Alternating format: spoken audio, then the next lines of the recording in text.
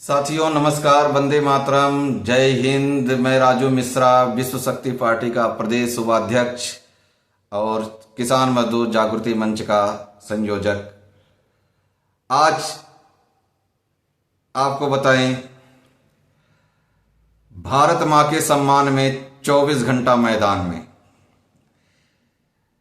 दोस्तों, आज हम आपको बता रहे हैं शेख हसीना का भारत आगमन, तख्ता पलट और भारत के तमाम कर्जदारों से क्या संबंध हो सकता है।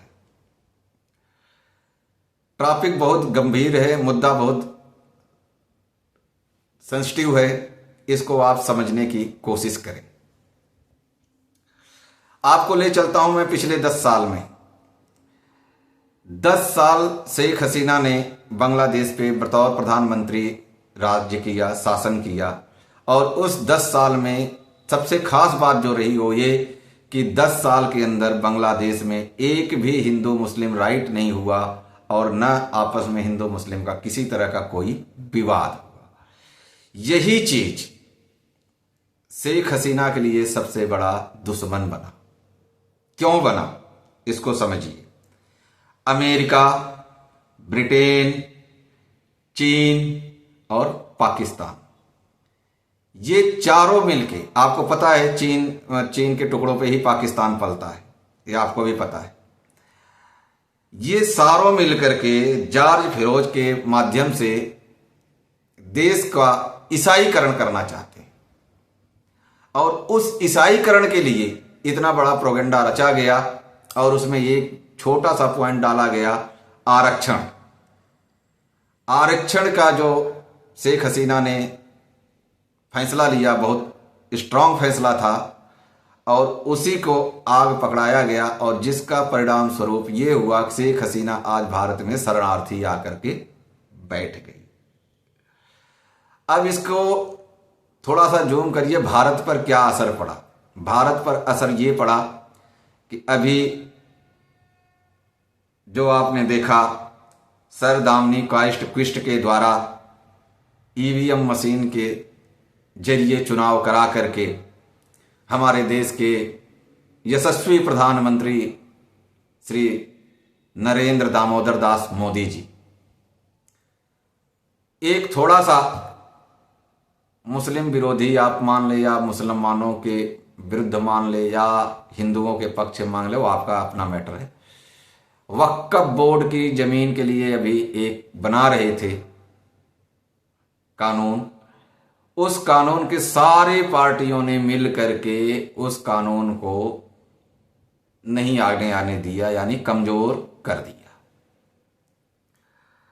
अब ये दोनों पैटर्न आपको शॉर्ट में समझ में आ गया होगा। डिटेल में करेंगे तो वीडियो बहुत काफी लंबी हो जाएगी। अब इसका हमारे देश के कर्जदारों से क्या असर पड़ता है, क्योंकि संपूर्ण एशिया को एशियाईकरण बनाना है, एशिया को ईसाईकरण बनाना है, ईसाई राज्य बनाना है, ईसाई राज्य घोषित करना है, ईसाई देश घोषित करना है। इसी एजेंडे पे काम हो रहा है। अभी आपने देखा कि पाकिस्तान, नेपाल, चाइना, अफगानिस्तान और अब बांग्लादेश इसी के फंदे में आ गए। इसका पैटर्न आप समझिए।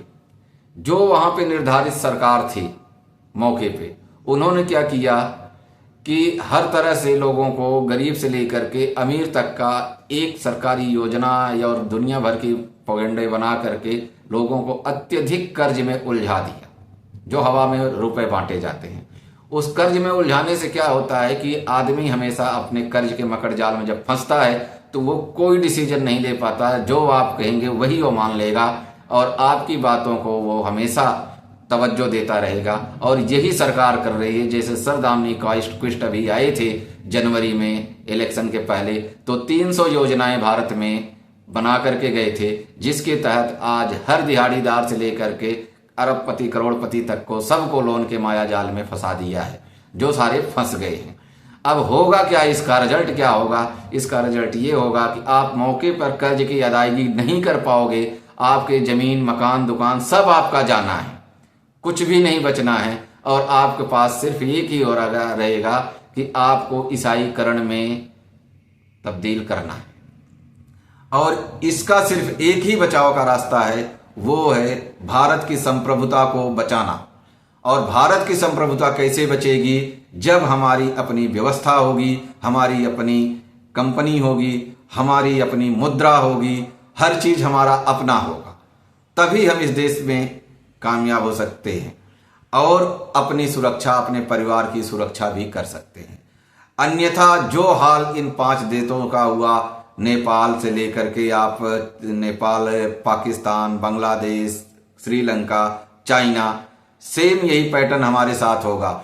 और वो अपने आप को भाग्यशाली हैं, बांग्लादेश वगैरह, पाकिस्तान कि जो कि हिंदू भाग करके हिंदुस्तान में आकर के शरण ले लेते हैं, ये उनके लिए भाग्य की बात है। लेकिन आप नहीं भाग्य पाओगे, आप नहीं भाग पाओगे, आपका कत्लेआम हो जाएगा इसी हिंदुस्तान में, यहीं आपको मार दिया जाएगा, आपको दफन कर दिया जाएगा, आपके आगे पीछे कोई नहीं रहेगा। क्यों?